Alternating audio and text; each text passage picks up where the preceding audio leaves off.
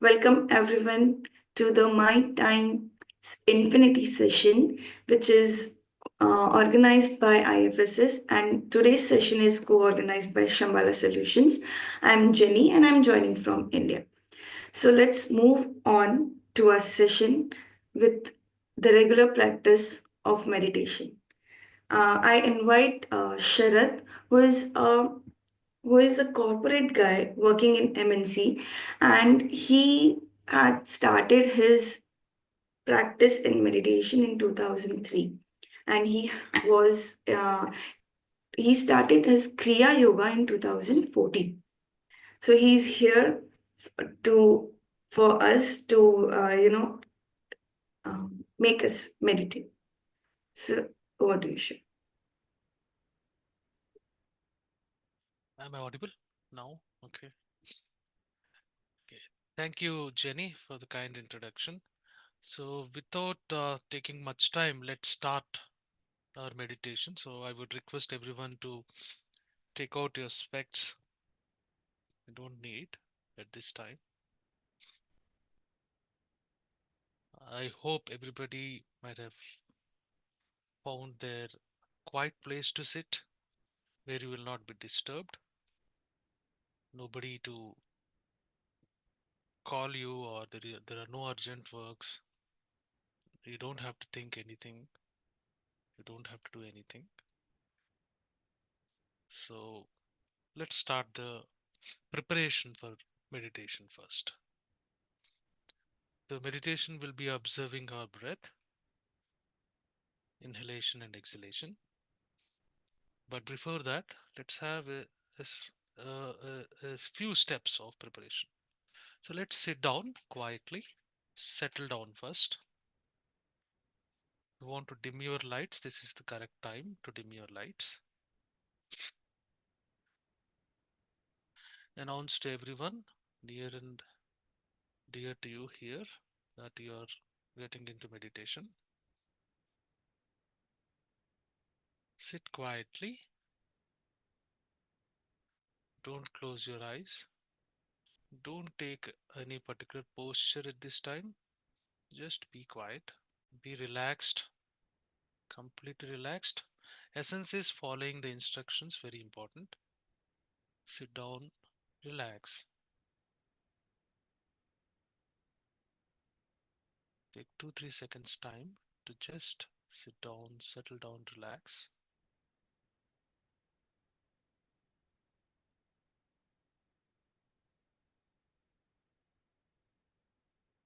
Try to be aware of ambient noises in the background or sounds in the background. It can be anything. It's okay. Those background sounds are not going to disturb you. They are part of you. Just take 2-3 seconds more. Settle down. Now find your posture. You're sitting. Sit comfortably. Don't have to assume any particular posture. A comfortable posture. In Sanskrit, it is called Sthir Sukha Asana. A stable posture. Sit down.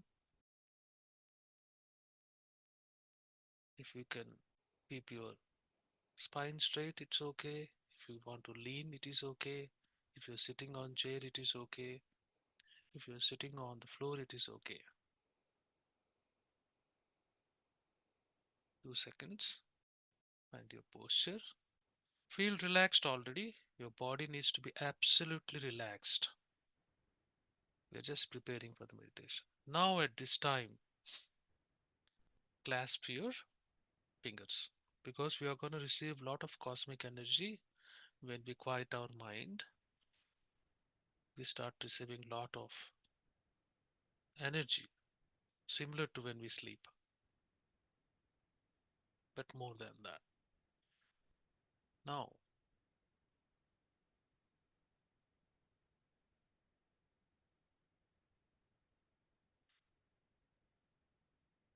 we are unconscious of our breath. We are not very conscious. It's happening on its own. We go about our day to day work. The breathing is going on. You're unconscious, but still it is going on. It is making you conscious of this world, but you're unconscious of your breath.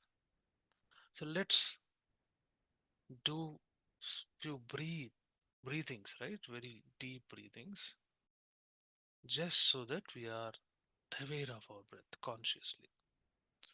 So that is the primary purposes of all the pranayamas. What we do, we have to be first be aware of our breath.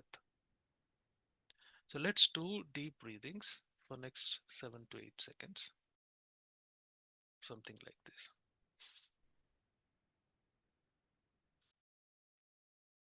To the count of 5, inhalation. The count of 5, hold. To the count of 5, exhale. So do it.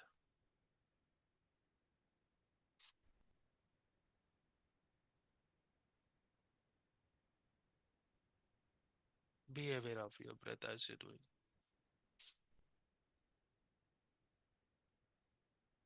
Remember, you are doing it deliberately now.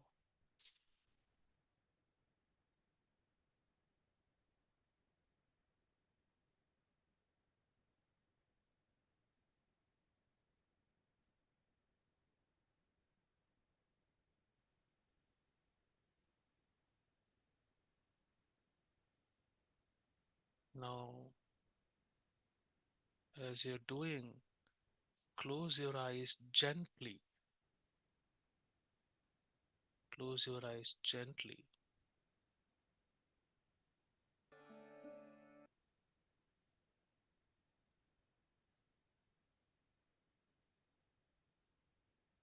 And fix your gaze, the sight in between the eyebrows,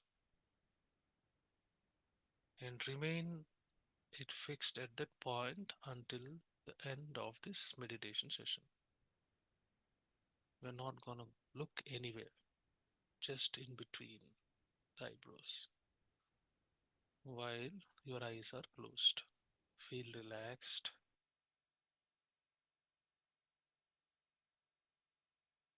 The point between the eyebrows is the cosmic cinema. Keep looking at it. Don't expect to see anything. Just look in between the eyebrows.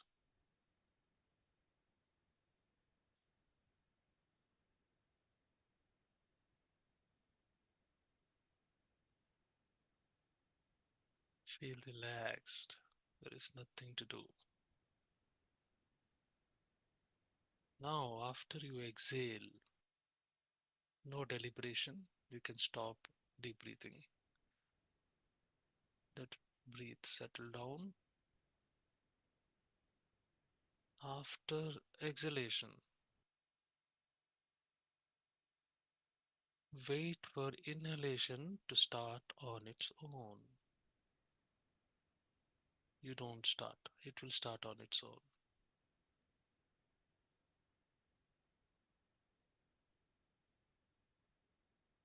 Now flow with inhalation. The inhalation will turn into exhalation and come back to the same point where inhalation begins. Again, pay complete attention. There will be light music in the background which will keep you in the state.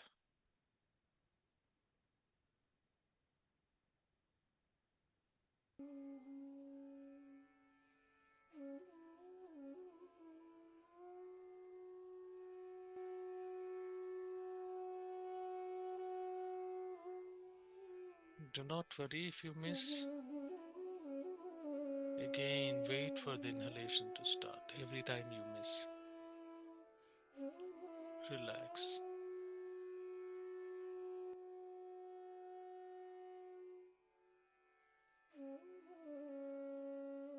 Wait for the inhalation to start. Flow with the inhalation. Inhalation will turn into exhalation. Come back to the same point where inhalation starts again.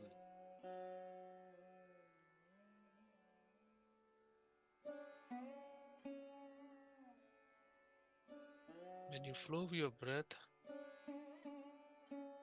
your consciousness is also flowing with it.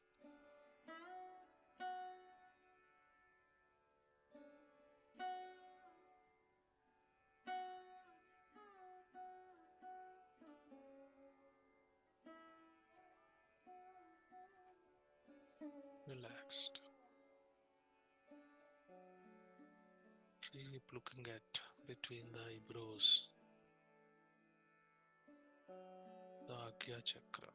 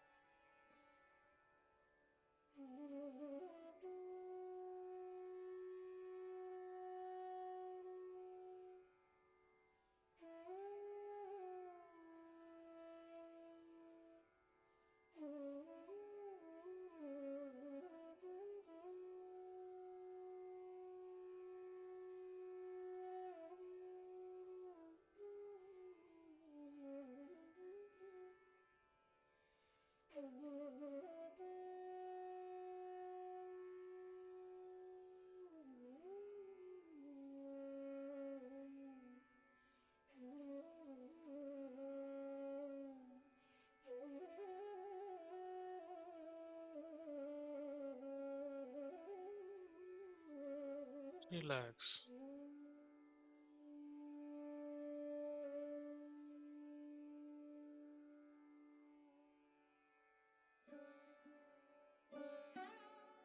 In this state,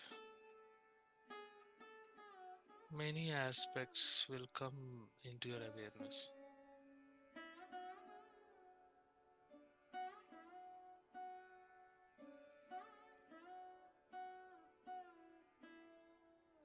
Sensations on your body,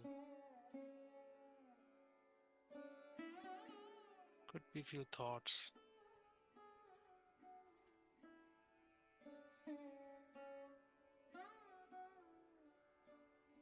Come back to your breath.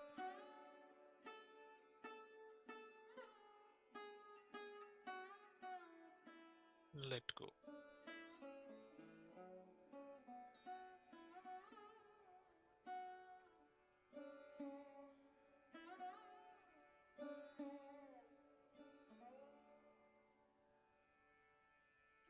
Breath is a bridge to your consciousness.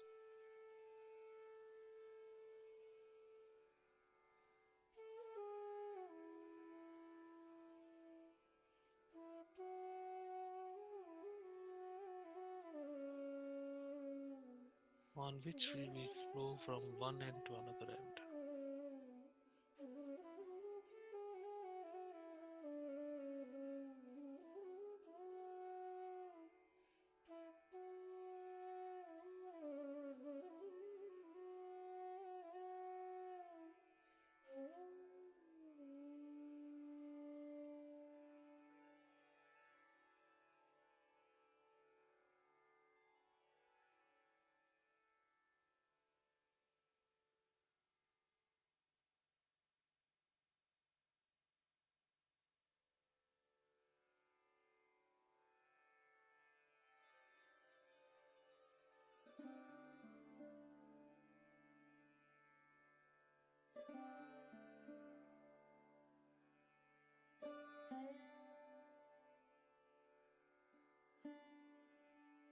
Relax.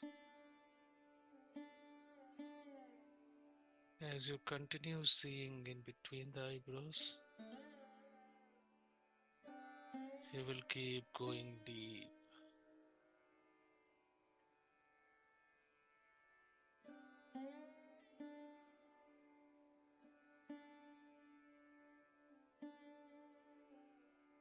Keep observing your breath. Keep coming back to your breath.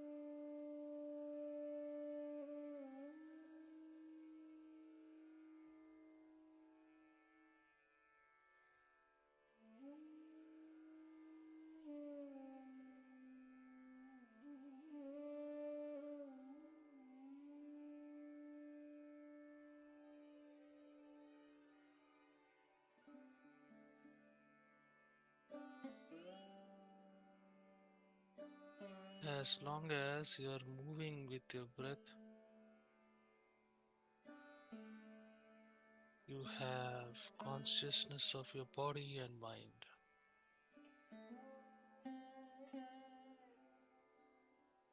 When this movement stops on its own,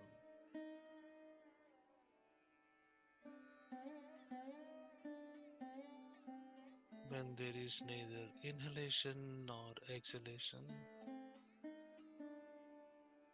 that is the point. We transcend body and mind.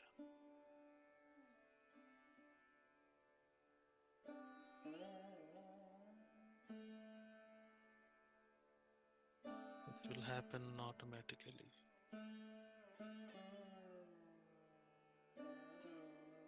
Relax.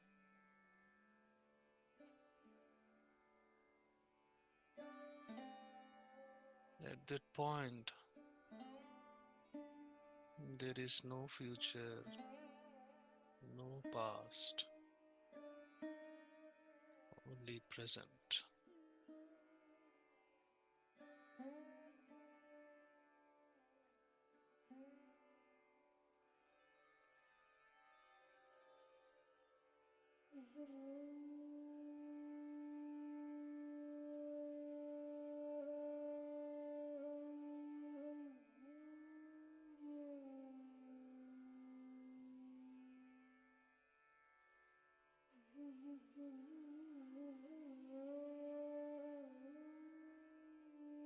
Do not visualize anything.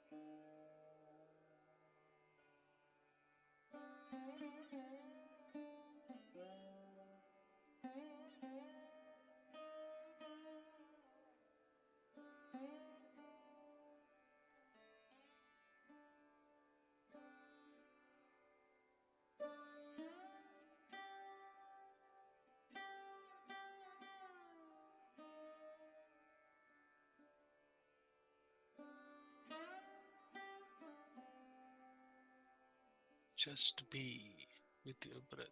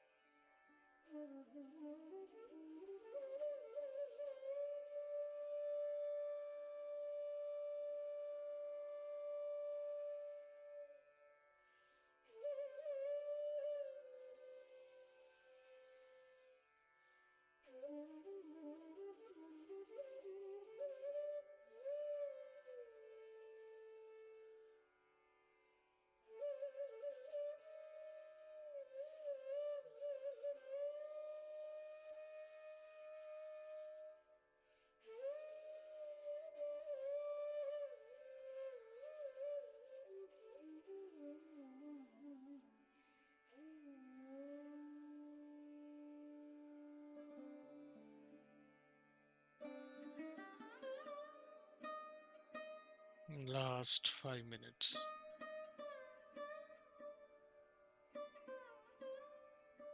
Relax.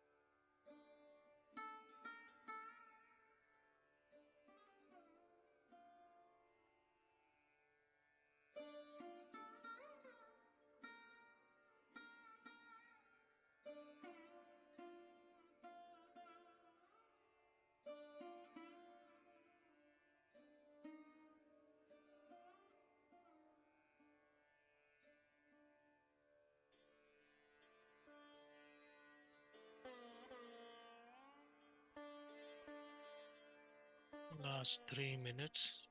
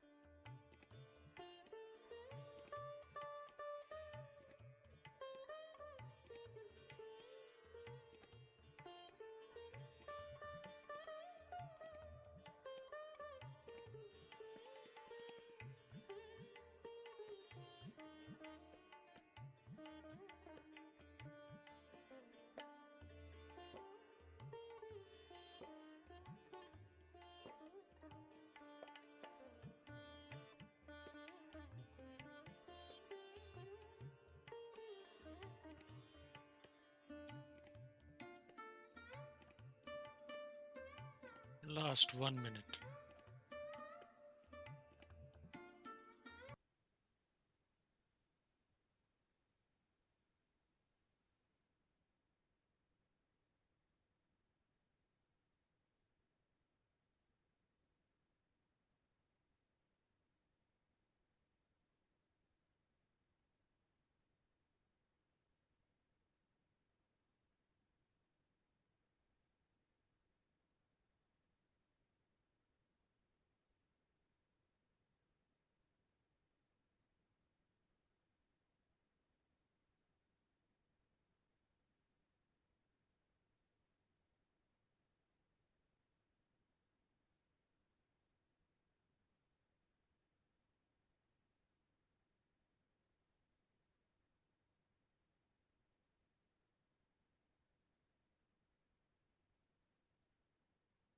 And 9, 8, 7, 6, 5, 4, 3, 2, 1. Slowly open your eyes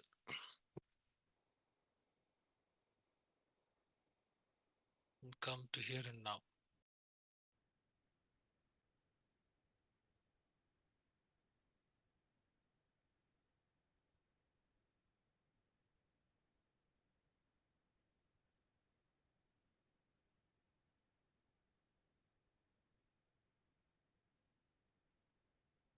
Thank you. Over to you, Jenny. Yes.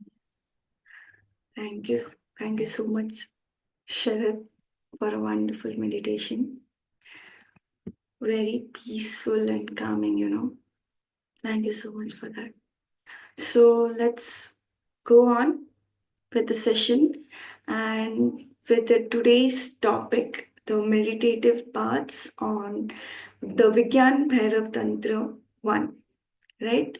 So I will invite our next team member, Prithvi, to first go on it.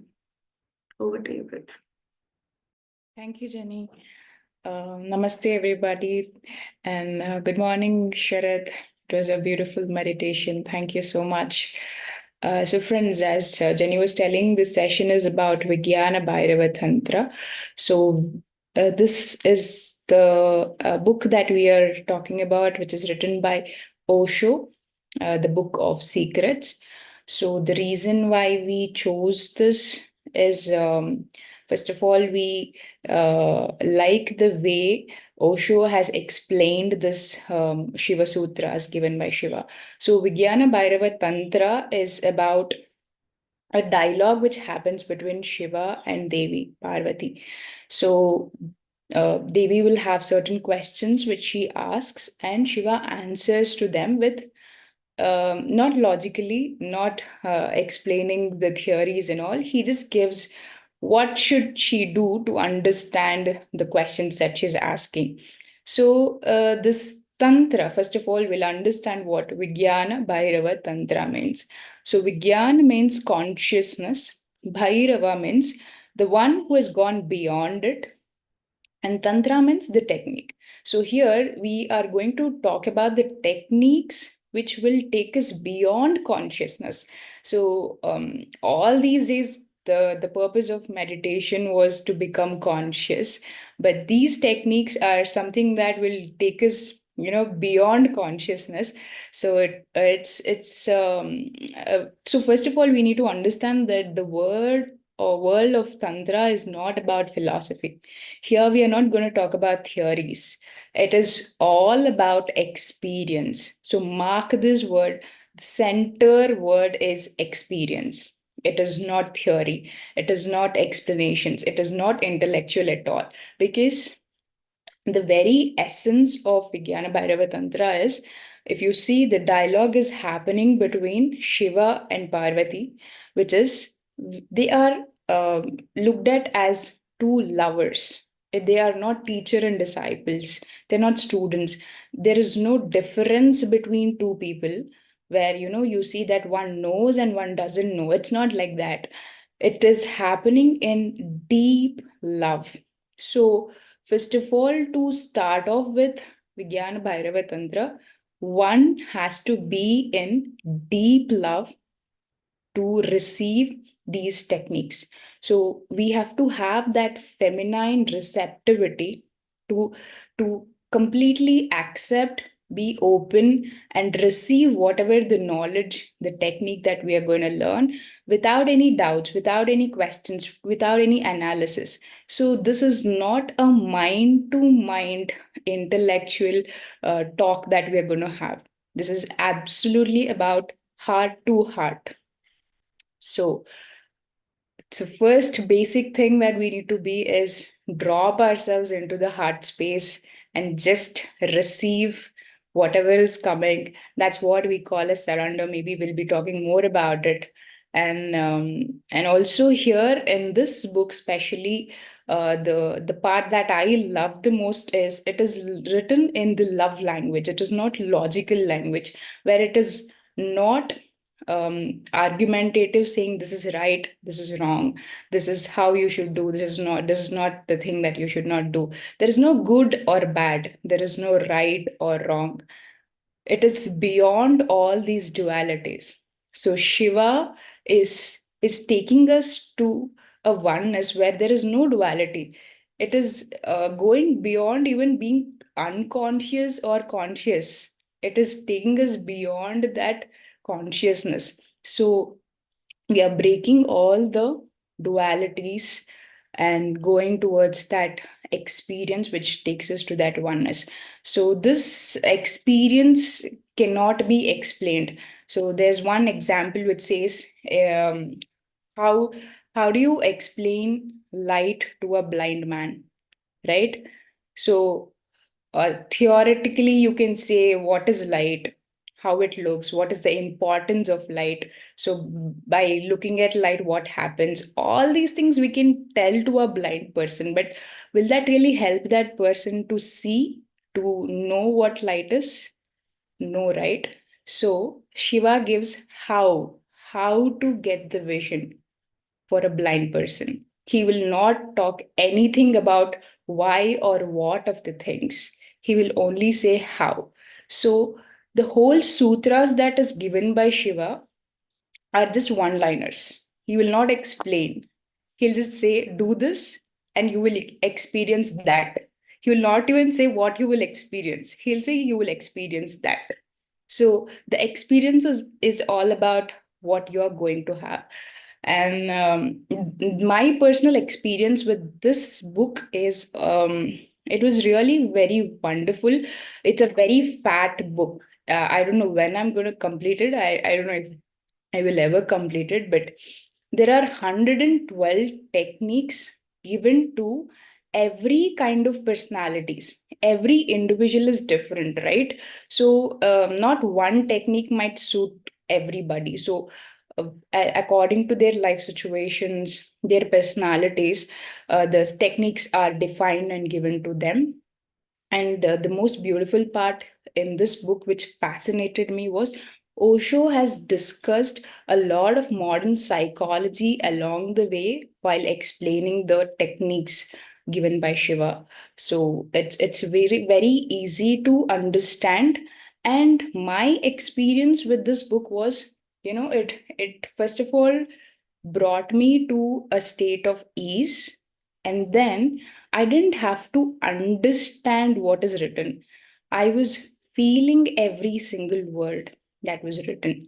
So it naturally brought me to that heart space, and I was experiencing everything that was explained by Osho.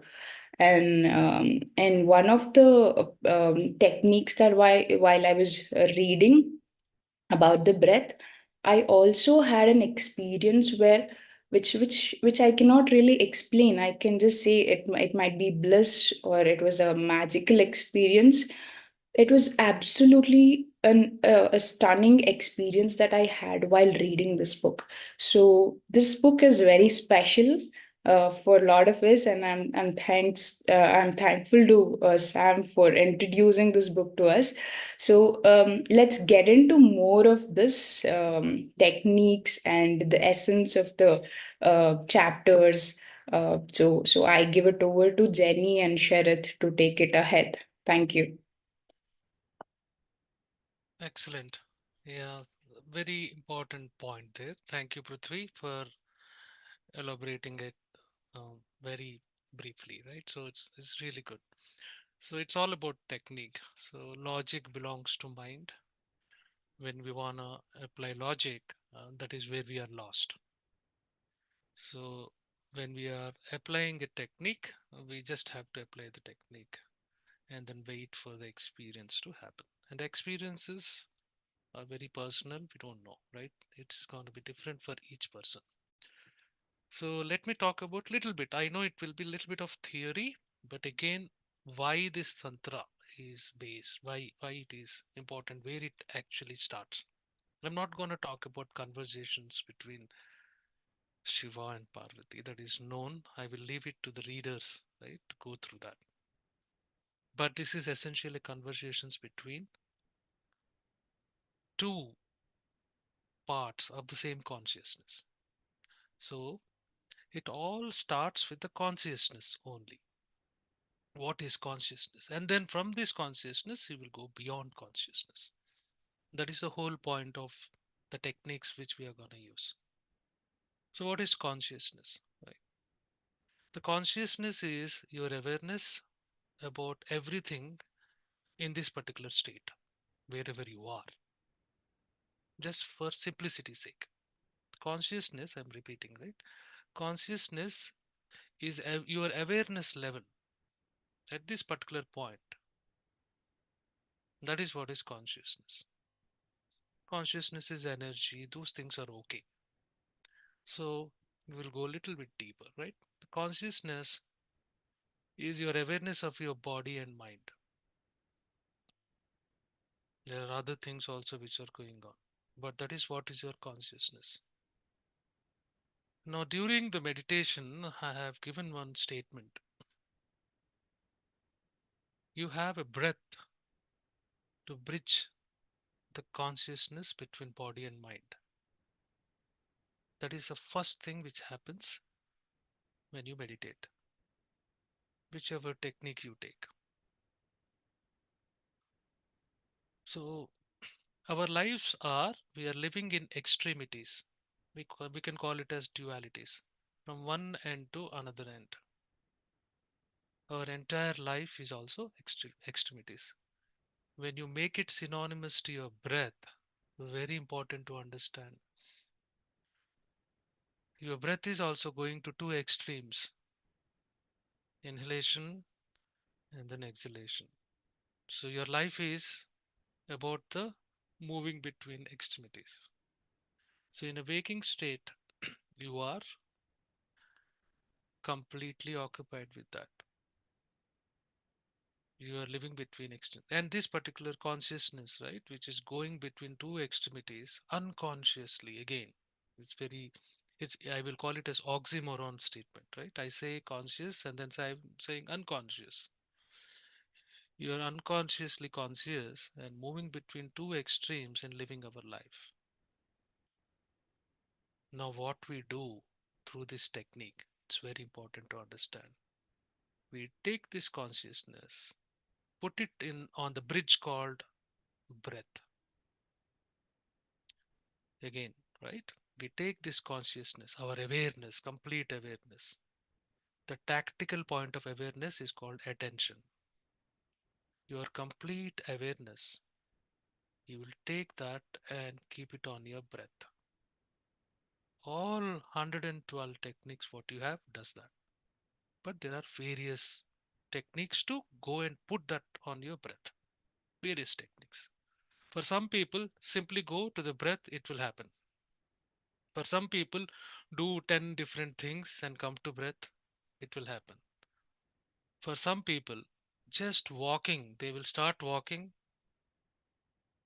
then they will start putting their consciousness on breath. But finally, your consciousness should be put on breath. That is the bridge. That bridge will be visible from your body to mind first.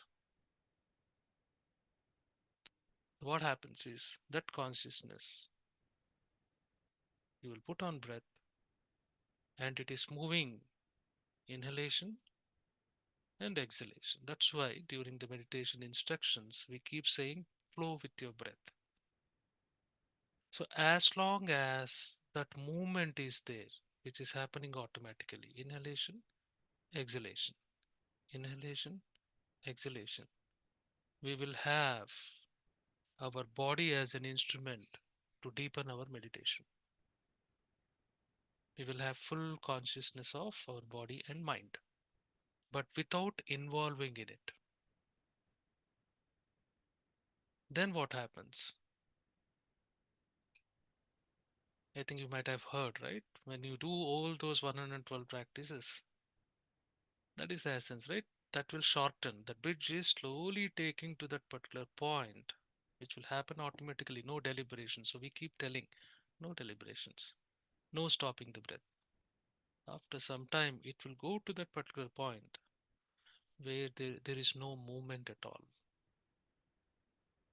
You are not moving between the extremes.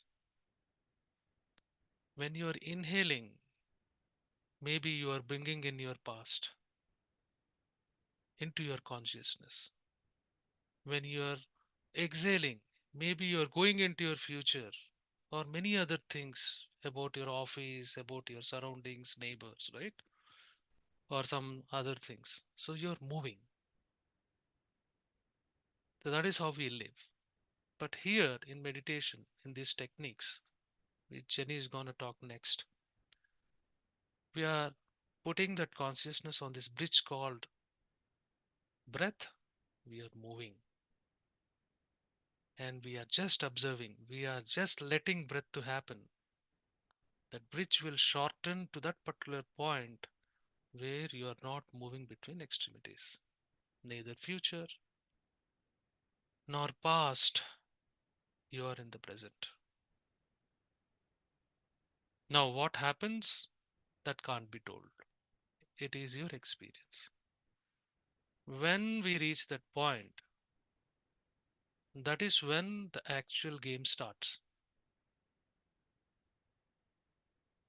You have not transcended the consciousness yet. You have come to a point, whether you are in the past nor in the present, you are at that particular point. As is. Just be. Until now, what you were thinking is whatever movements are happening, include your breath movement, that is what you are, because your consciousness is attached to it. But when the consciousness moves to that particular point, in one of the techniques, it is outside your body. In other techniques, it is in between the eyebrows. In some other techniques, some other point of your consciousness. There are various places where each one of are accustomed to. That's why 112 techniques. So once we reach that point, our only job is to be there as long as you can. So that is what is the essence of this technique. No logic. Why we have to be there? Nothing. That has to be experienced. Take Kriya Yoga, take any yoga. That is the point you have to reach. Yoga or meditation cannot be mechanical. You have to flow with it. When you don't flow, you cannot reach that particular point. You have to flow with it, only flow with it. And breath is the only bridge. So without going much deeper into it, I will leave it here.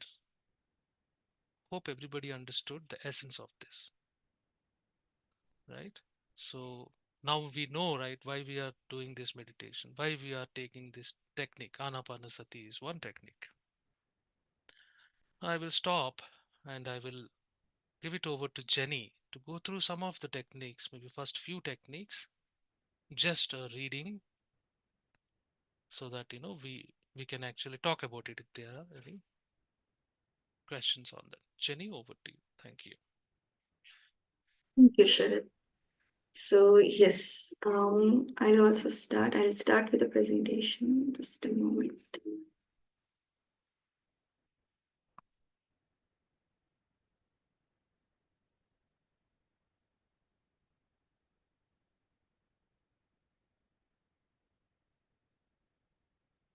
Can you see my screen? Right. So yeah, let's talk about Vignana Tantra. So Prithvi has beautifully explained the why part about it. Why are we doing it? And to understand the essence that Sharad taught, let's go into it, right? So Vignana Tantra, as Prithvi explained, that this is the technique of going beyond consciousness. So I will not talk more about it. Let's talk about Tantra also. Let's understand Tantra a bit. So there's a lot of misconceptions about Tantra, but Tantra is actually a science. Tantra is actually a science.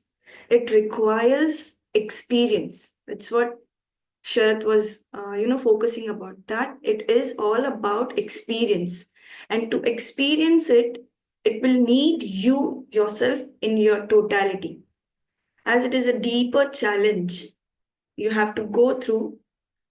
That is why you have to be in it totally. And for Tantra, doing is knowing, and there is no other knowing. So you can have the knowledge, you can listen, but doing is the ultimate thing. Only doing will give you the experience. Only doing will get you to know what it is. And for that, you have to be receptive. That's what Prithvi was saying. You have to be of feminine nature. Feminine nature, why? Because feminine nature means receptivity. They are receptive, they are open, vulnerable to, to whatever comes to them. So you have to become like them, that to experience this. So receptivity is the first thing. You have to be open and you have to receive. And receptivity means receive it like it comes into you wholly. You are in it totally so that it grows and you grow with it. So this is what receptivity is. And one more important thing that this book emphasizes on is that whatever you will know, it is already there. It is not something to be attained. It is all a discovery. So you are truth. here and now, just here and now. Only you have to discover it. That is why all these techniques are. So it will be easier for you to understand and to do it if you understand this very clearly, that whatever is to be known, whatever you are and whatever you have to become, you are already there inside it. You just have to discover it. Right? That's what it is also said. The book says that every energy is just natural. Whether it be any energy, it is just natural. Sharath was saying that this book doesn't talk about what and why, right? It talks about how. So that's why it says that every energy is just natural. Whatever energy you feel or the emotions that comes up, it's just natural. But now the question comes up like, if it is natural and we have to be with them with total awareness, right? With total, full awareness, full consciousness. So, how is it possible that we move in desire? So, we have desire, we move in desire without being overwhelmed by it. This question comes up. How do we move in with anger without being so engraved in it? This question comes up, correct? The Tantra says, accept whatsoever you are.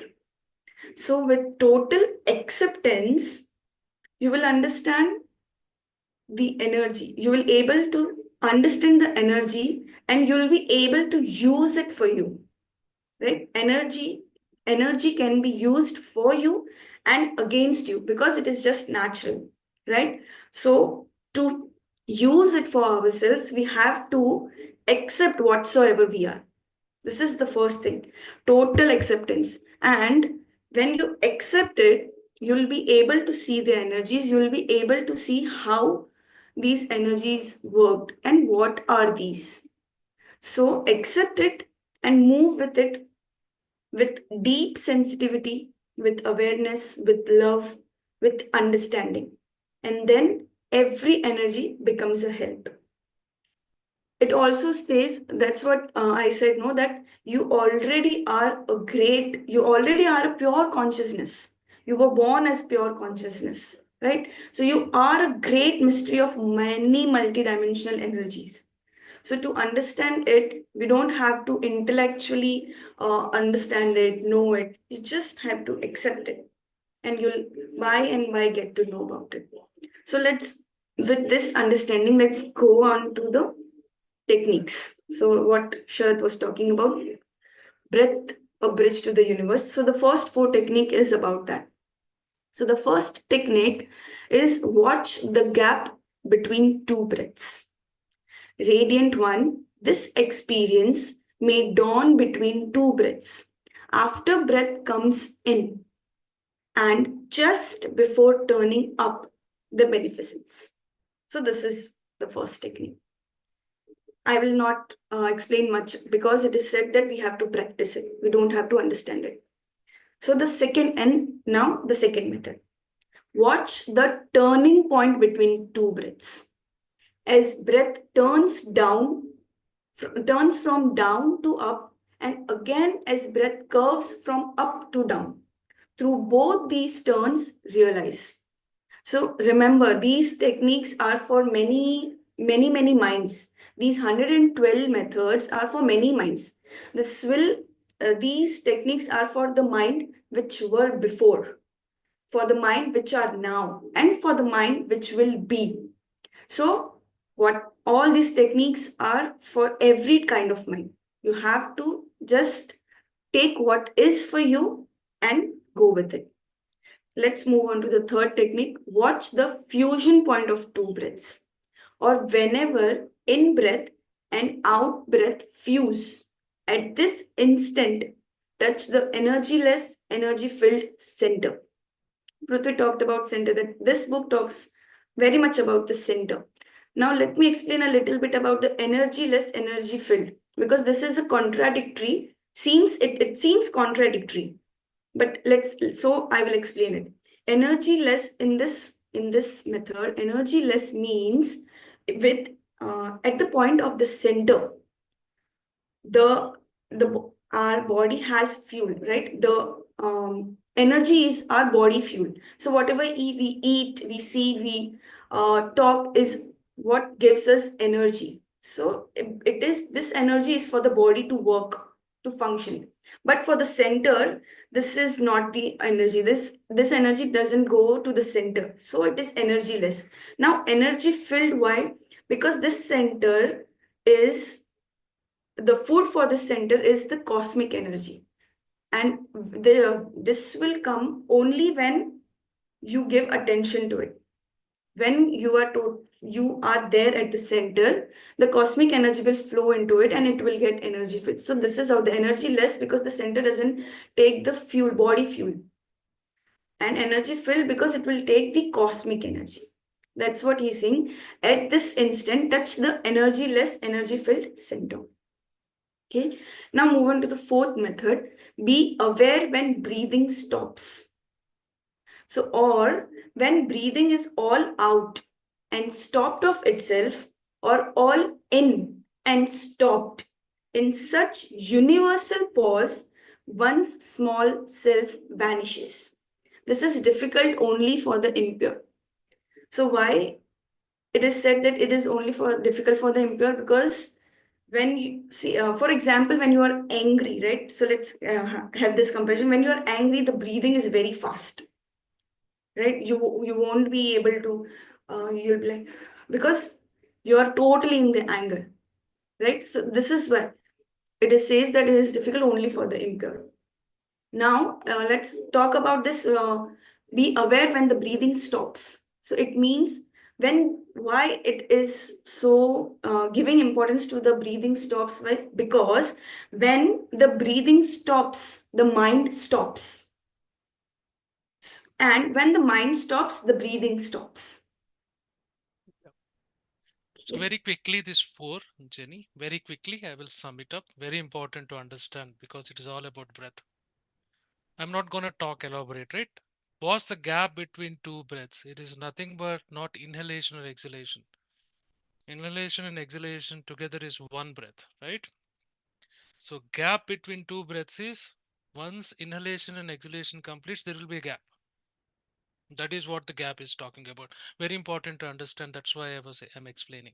Otherwise, you cannot understand other three things, right?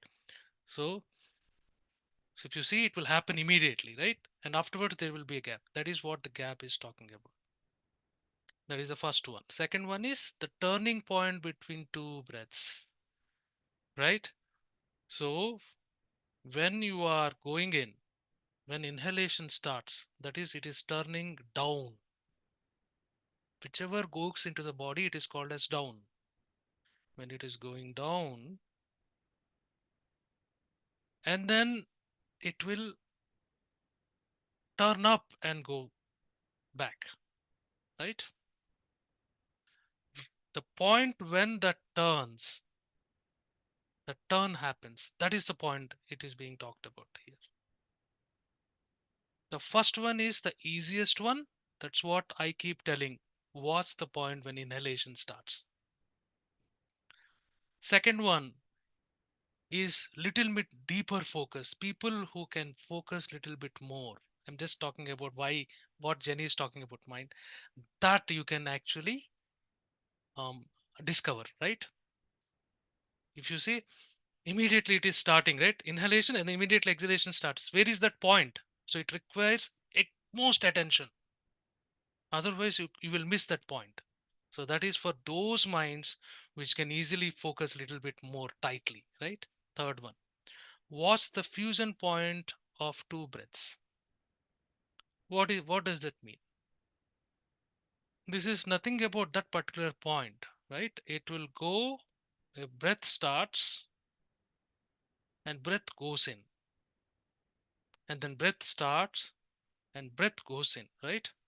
The point when the two breaths are starting, right? That is what the fusion point, right? One breath completed, another breath starts. That is the fusion point. This is for another focus. Fourth one, be aware when breath stops. It's very important. What do you mean by breath stops? When does breath stop? The breath stops after exhalation completes. For some people, the breath stops when inhalation completes. It will happen automatically. You don't have to do anything, right? That is what it is, person to person, right? That is what be aware of when breath stops. And other point here is when breath stops, you are neither in nor out. You came with a desire to go with the breath. But when breath stops, there is no desire, no pain, nothing. As long as you are in that particular point, you don't have pain, you don't have to worry about future, no past, right? That is going to increase automatically. So this is what is all about. You don't have to think what is going to happen. I hope I elaborated it. Thank you.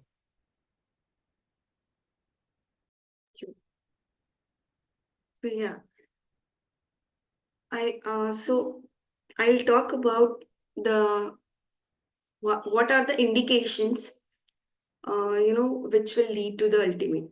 Sharat explained very well the techniques. Now, when you start applying these techniques or doing these techniques, what are the indications that you are on the right path? So, when you do any techniques, okay, the book says that whatever techniques you do, whatever techniques you start doing, it started with a playful mind, not with seriousness. So start it with a playful mind for 3 days, and when it clicks, then be serious about it and then go on with this technique only and forget about the others. So when that clicks, when will that click? When will you know that it clicks? You will begin to feel a different identity within you. Like the eyes are the same, but the seer behind will be different. You'll feel aliveness coming to you. So like you'll see everything coming onto the surface as it is. You'll get to know everything as it is. So everything will be disturbed. You'll be like what all is going on, because everything will come to the surface. And because you have changed and not the world, you will feel as if you're not fitting to the world at that particular time, at that particular period. So, for an example for this is when a child transforms into an adult, right? That transition period, he is neither a child nor an adult. That transition period, why he feels so disturbed, because he's come going to altogether different energies. He's coming to know about all together different energies. Similarly, same thing will happen here also. When something clicks, when any technique clicks to you, you will open up to altogether and a different dimension, a different energy feel. So that's why you will feel for the particular period that you do not fit into the world, but you will be attuned again on a different plane, right? So it is not good to know many things. It is good to know a little and to practice it. Why so much importance on practice? Why are we so much, always, every time we are saying to practice, practice, practice? What is the difficulty in doing? What stops us from doing it? Any idea? Can anyone like answer this? What is the difficulty in doing? Please type in the chat or raise the hand. Okay, I'll say. This book says because of the fear of freedom. What do you mean? Fear of freedom? Because when you start doing this, oh, I see chats. Laziness, fear. Yes, fear of freedom. All the questions that will arise, it will arise because of the fear. When you open up, you'll all the boundaries, all the bondages will by and by gradually will go on falling, falling, falling, and you'll go into a space where there is no boundary. So that freedom, we are so afraid of that freedom that we don't know how to stay in that state. We don't know how to stay there. So we have the fear. That's why before doing this techniques, before going into these, we have to first feel our fear. Everyone has the fear of freedom. It can be any name, anything. But it will be at the end, it will come to the fear of freedom. So, and it will be different for everyone also. So you have to feel the fear and you have to know about it. Just by knowing it, it will disappear. But the first thing, it will be to feel the fear. Yes. Absolutely, Jenny. So what happens is when mind is moving, that is the experience you're having, right? When mind stops at particular point, that is when you are not seeing or accepting anything which mind can color it. What is your mind at that point in time? It is all the training you got from the childhood. Don't do that, don't do this, don't be lazy, go to school at right time, everything, right? So from that you will get the freedom. And mind is actually fearful of that freedom because mind wants to be attaching itself to that which it knows until that point in time. That's why a child of 1 year is not fearful of freedom, does everything whatever it comes, right? But as we grow, become adults, start getting into these worldly things, the mind is conditioned. Now, what we are saying, go to that particular point, either outside your exhalation, inside inhalation, keep your mind there. Your mind is rested there. Now, we are asking you to observe whatever is coming, whatever experience is having, no coloring. That is when mind will be fearful because it is already conditioned. The condition is including expectation. Okay, now I will begin to see lights. Now I will see this. I will have this, right? That's why you should not know many things. Blessed are those who came into this practice without knowing anything, without going to any other session classes.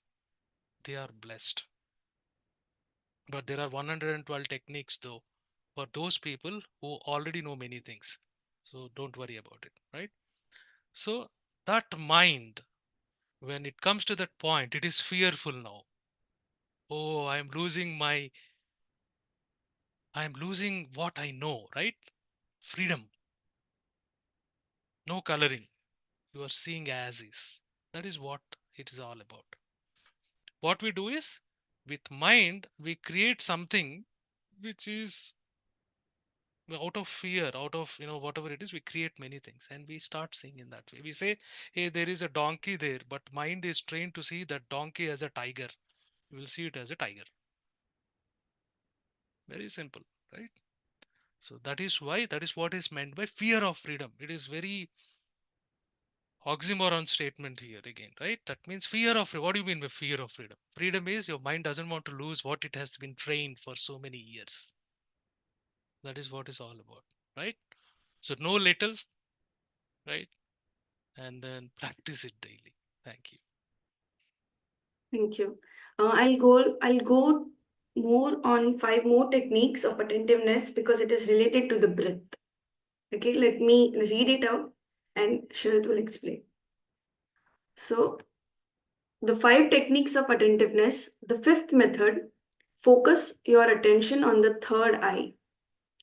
Attention between the eyebrows. Let mind be before thought. Let mind be before thought. Let form fill with breath essence to the top of the head and there shower as light. 6th method. Focus on the gap during your daily activities. When in worldly activity, keep attentive between 2 breaths and so practicing in a few days, be born anew. 7th method. A technique to be aware in dreams. With intangible breath in center of forehead, as this reaches heart at the moment of sleep, have direction over dreams and over death itself. Eighth method, watch the turning point with devotion. This is very much related to the previous technique, that watch the turning point, but with slight difference, with devotion, with utmost devotion. Center on the two junctions of breath and know the knower. Ninth technique, lie down as if dead. Lie down as dead, enraged in wrath, stay so, or stare without moving an eyelash, or suck something and become the sucking. So, Yeah. yeah. So very important. So for me also it's very important. Everybody, it is very important. So the first point, focus your attention on the third eye. So during the meditation, I keep telling, look in between the eyebrows. Whatever is happening on your body, whichever center you are focusing, your visualization point is here. If I say, look, feel your heart center. You have your heart center here, but you are visualizing here. That means you are trying to see from here. Right? So what happens when you look at third eye, that is in between the eyebrows, attentively, without any flutter? You will start observing your in breath, out breath, everything here in between the eyebrows. It comes with a great practice. I will repeat. When you are actually looking at in between the eyebrows, people will not start with observing the breath first. In this technique, you will close your eyes, which I do normally. That is my technique actually. I keep looking at that particular point between the eyebrows.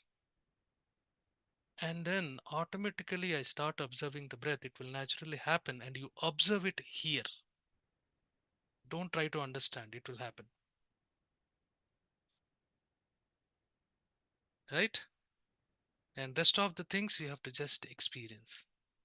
That energy, the shower of light, that will happen.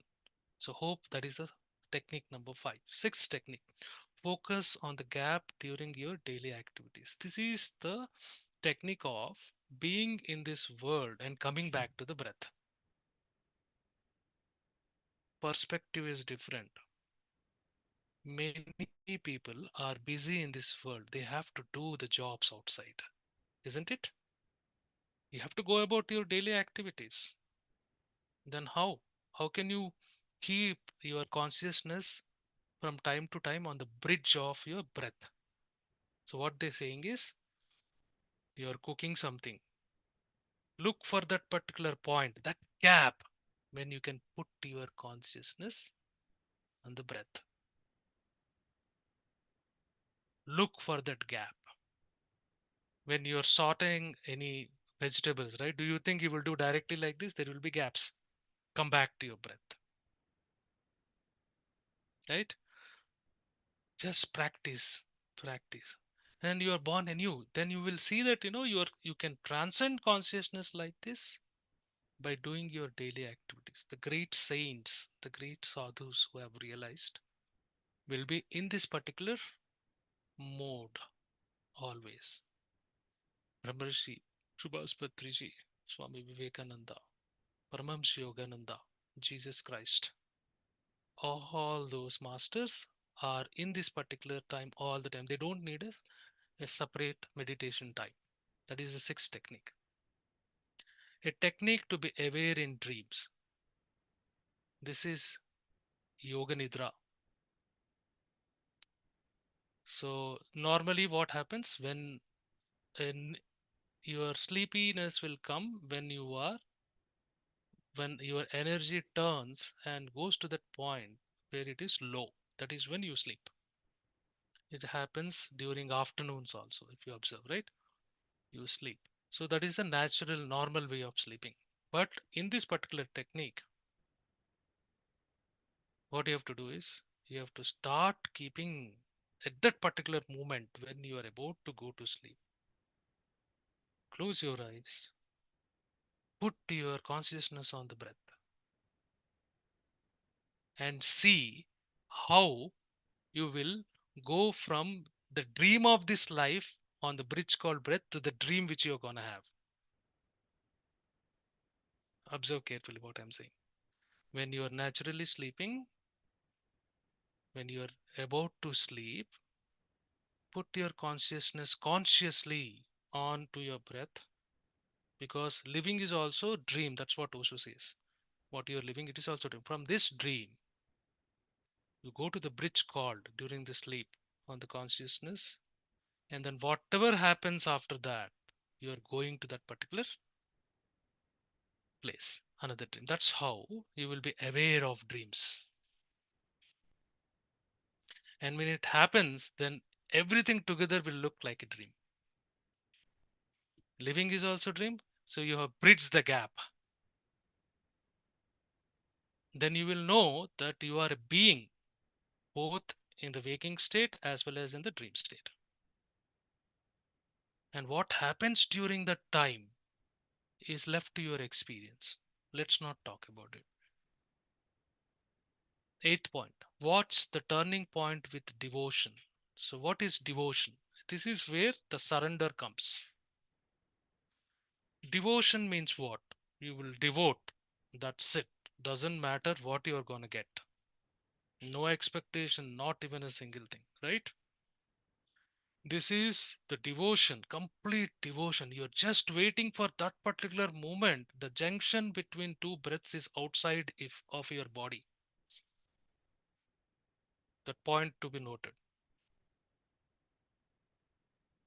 Right? If you take that as a junction, you just wait, devoted, just devoted.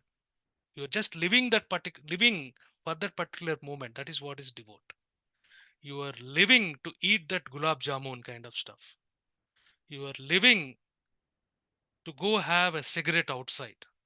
That is devotion. If you don't have that cigarette, you're gonna die kind of stuff, right? That is what is devotion. Complete surrender, right? Where you surrender completely and wait for that particular devotedly for that particular moment. Not technically, right? Devoted. That is what is this. There is a there is a perspective difference. You are completely waiting for that particular moment. That is what is about eighth point. And why that particular point? Because that is the easiest to observe. That is the easiest to observe. The people with bhakti bhava, the people with the dedication towards everything will attune to this particular technique very easily. Ninth one, lie down as if dead. This is aggressive. Look at particular any activity you're doing. Here he is talking about sucking, but suppose you are staring at a candle light. Stare it as if you're gonna put your eyes into it. Right? Lie as if you're dead. Just think that you're dead. Ramana Maharshi. Example, right? So this is very, very, aggressive, where whatever you're doing, you are completely into the intent of just looking at, I'm going to look at it. I'm going to do this activity, only do this activity, nothing else. Completely into it. Go ahead, Jenny. Yeah. So you talked about the example of Ramana Maharshi, right? So that's what this book had this example of Ramana Maharshi where this technique happened to him suddenly. It's not sudden for everyone, but it was sudden for it was sudden for him for in this lifetime. It says it happened while once he was sleeping, just sleeping, and he felt as if he is dying. He's about to die. His breathing was slowing down, and he was not able to control his body. So he tried he tried a lot to control his body, but he was not able to. Then he dropped it, and when he dropped it, the body died. But he knew that He did not die. He was well aware. He was seeing it. The body died, but he did not. He was well aware that the body is not functioning. I'm not able to control it. And this was his experience. After that, everything changed. He woke up after that night. In the morning, he woke up. That was an experience for him, but that one experience changed him totally. It happened to him suddenly, but nothing happens suddenly. Everything that we practice, every technique, if it doesn't fit also, if we practice it, it will stay with us. The small part also, it will stay with us. By and by, gradually, we will, go up, go towards the end.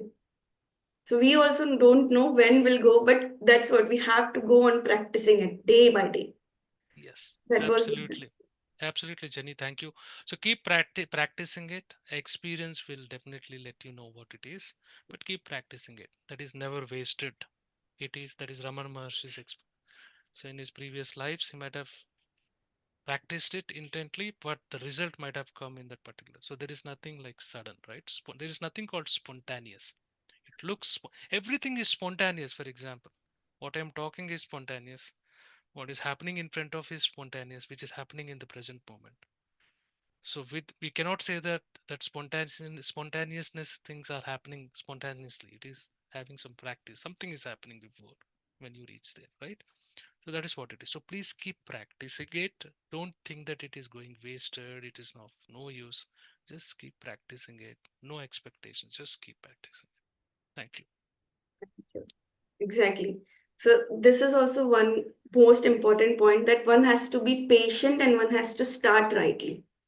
And why so rightly? Because what you said, right? What Sharat said, that our mind will, the mind is very much afraid, right? So the mind will make us start wrong, and then we will leave it, that what nonsense, nothing is happening. So that is why Osho says that one has to start rightly. Now let me explain it to you with an example. So for like in the first method, watch the gap between two breaths, right? So when you sit for this technique, on the first day you won't be able to watch the gap between the breaths, right? First day, you will be able to know the passage that the breath touches, the nostrils, the passage inside, it goes inside, right? By and by, when you are totally aware of the passage, and when you are totally aware of the passage, after that, you will be able to feel the breath itself. And after you are totally aware of the breath itself, you will be able to know or observe the gap between two breaths. So, this is how it goes. So, we have to be patient and we have to start rightly, not start with the exact point, start rightly, slowly, whatever happens to that moment. So this is what, and Osho says that all these techniques, he is not proposing it to explain to you the universe. All it is just a device. It is just a device. So we have to use it, and when necessary, we also have to throw it. We don't have to stick to it. So it is all just a device. Device for what? So device for yourself, because you see everything except yourself. You feel everything except yourself. You know everything except yourself. And this self ignorance is called sleep. And that's what that is all the technique is for awakening from this sleep, this self ignorance. Thank you. Over to you, Shir, if you want to add something. That's it. Absolutely, you summed it, right? So you're unconscious of what you are. You are unconscious of what you are. With this technique, you will go to that point where you are conscious that you are not unconscious, right? That means you are there, you have arrived, you know, you're out of your sleep. That's what it is. Thank you. Thank you. I see Sam. I would like Sam to talk about few things. Thank you. Hey, Jenny. Good morning. Good morning, Sharad. Sorry, I'm not able to come on video. Um, what an effort starting this session. And what a challenge to take up this subject, Vignana Bhairava Tantra. And very good that you guys have taken the Book of Secrets as a basis, because, Vigyan Bhairava Tantra is all about practice. Right? Tantra is all about whatever you do with tantra. Whatever you do with man is mantra. Okay. So breath, for example, when you sit for meditation, it's no more a concept. It is a physical sensation. Breath is a physical sensation. What is breath to anyone? You cannot sense breath unless you feel the sensation that is caused by breath, either at the nostrils or at the chest or at the belly. Coming to breath itself happens greatly if you come through body. So there are two kinds of things. One is a lot of information about meditation, about practice, which makes our mind feel that we have known a lot, we have accumulated a lot. But that does not equal to even one moment of your being with. So this is altogether a different dimension which the Shambhala team has attempted. While we talk about these techniques, it is very important that we also make the participants aware that we are not making anyone do these techniques or practice these techniques. We are talking about it so that everyone's consciousness will come around the breath, around these techniques, around so many insights that we are about to talk while explaining these techniques. These techniques are just the base to talk about the actual things. Techniques are totally for individual practice. And once you practice, it's your experience. Once you experience, you don't need theory, right? And you need theory till you experience. So it's just to switch everyone's consciousness towards how am I practicing? Suppose, Jenny, when you talked about these, the breath techniques, at least one will be aware, how am I breathing? Am I really seeing the beginning of the breath, the turning point of the breath, the ending of a breath cycle? You become more aware of your own breath. So that switches your mode. Like, you are in a philosophical information acquiring mode, and you switch into a practice mode, which is very, very, very, very important. So, to this session, what we are trying to do is actually trying to switch the awareness from information to the practice. So, that's the whole point. And there are so many wonderful insights. For example, I'll share an insight from this book or by Osho. Suppose the enlightenment or the awakening or whatever we are trying to call it as realizing truth or whatever. Suppose that is compared with a seed becoming a tree, seed becoming a plant, right? We are now in a seed form and we have to become a plant. It looks very, on the philosophical level, it looks very easy. But while Osho explains, it sounds so scary. A seed has to totally die as a seed. A seed cannot remain a seed if it has to become a plant, right? It is death for the seed. See, seed is ready to die for a plant, but if you go to that present moment of death, seed is dying, but plant is not yet there. Tree is future. So you are losing the whole of your past, your identity, for something which you don't know. You're not yet there as a plant. You're not at the same way. We are not yet there at the enlightenment, but It needs a lot of surrender. Surrender to what? Surrender to some happening, some natural awakening, which your mind is not aware of it yet, right? You are trusting in the process without knowing the process, without knowing what happens. That's why meditation is called as an ultimate adventure, because you lose yourself as you are. You know yourself as something. You know yourself as a body. You know yourself as a personality. You know yourself as something, and that something is about to dissolve, to realize something vast or huge or whatever, which you have not yet experienced. So this takes a lot.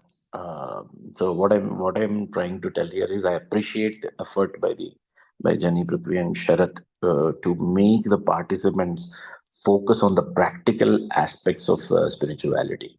PSSM, Pyramid Spiritual Society, works for spreading the awareness of meditation. We are trying to tell people, be with your breath. And this is how you do it. But once people are with their own breath, their experience, their journey is totally unique.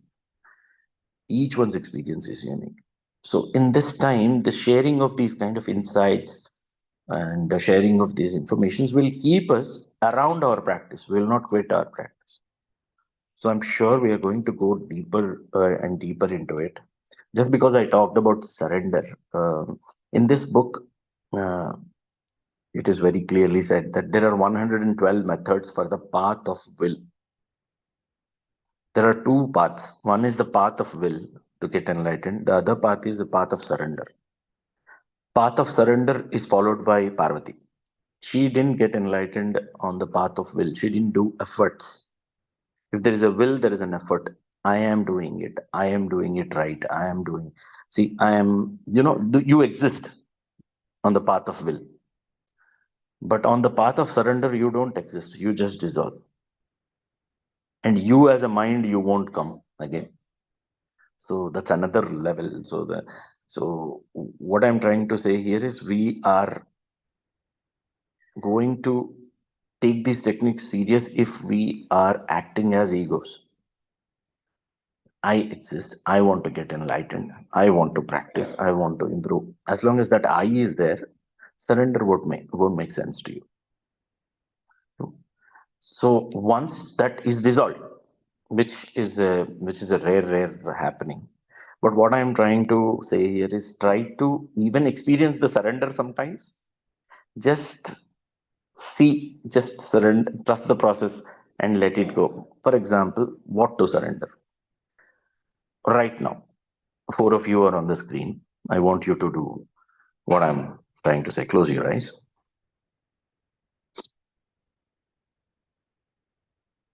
Now, all of you are with awareness that I am breathing, I am observing, I am doing this technique, right? Let's try surrender. Drop yourself totally. For a moment, just see the breath. That breath is happening without your interference. You don't have any control over it. Even when you sleep, that happens, right? Just for a few moments, let's surrender to breath. Something which is not in your control is breath. It happens on its own. So the very thought of controlling that is ignorance. Know the breath is happening. Just tell yourself, for a few moments, I'm surrendering to this breath. I don't care where it takes, how it feels.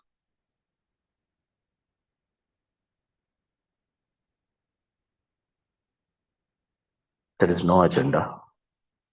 There is no target. There is nothing to achieve. Surrendering to breath is everything here for this one moment.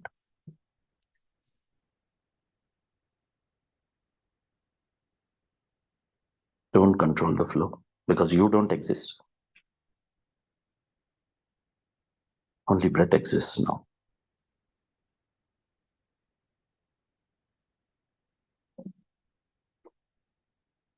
Now be in the observation, that's all.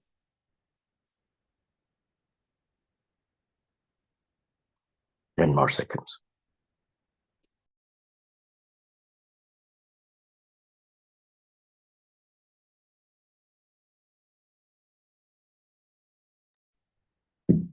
Slowly come back.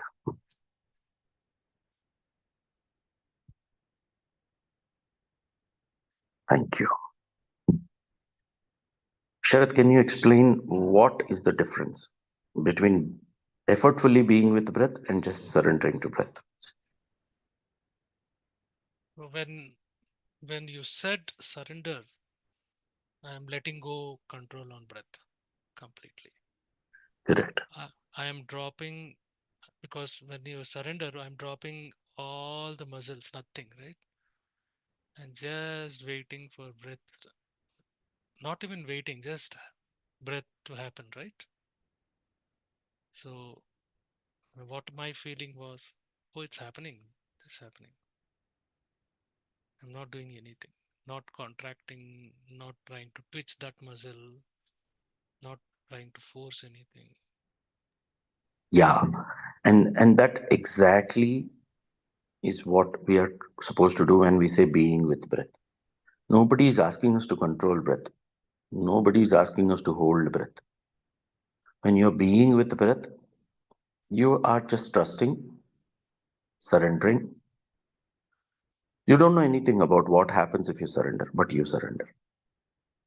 So what I just wanted to give a glimpse of what surrender means. It can even help our meditations, our daily meditations, because in that one moment, whatever you have done to just let yourself drop or dissolve for that moment and you're being with breath, right? That is one moment of genuine meditation. So these sessions are going to help us understand these things, where the mind becomes very fertile and it will allow itself to drop. So that's the whole point, and I really congratulate all three of you for coming up with this session, because in this new year, in this first session, you have taken the focus to practice. So I'm very happy to hear that every month you will be doing one session on Vignana Bhairava Tantra. And from next session on, I'll also be able to contribute a bit more. Thanks for initiating it. Secret of getting ahead is getting started. So let's see what all beautiful things that we are going to share in the upcoming sessions. Fantastic job, Jenny, Sharath, and Prithvi.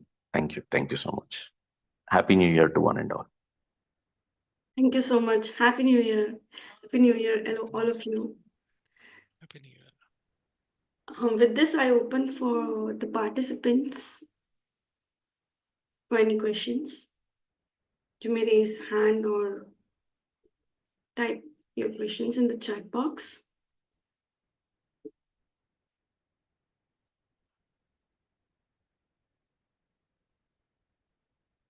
Anyone, any questions? We are here to answer. I think they need time to practice, right? Okay. So with this, I will thank you, Shibu. So with this, I will sign off for today, and with the last note that practice. That's it. Thank you. Thank you so much. See you next week.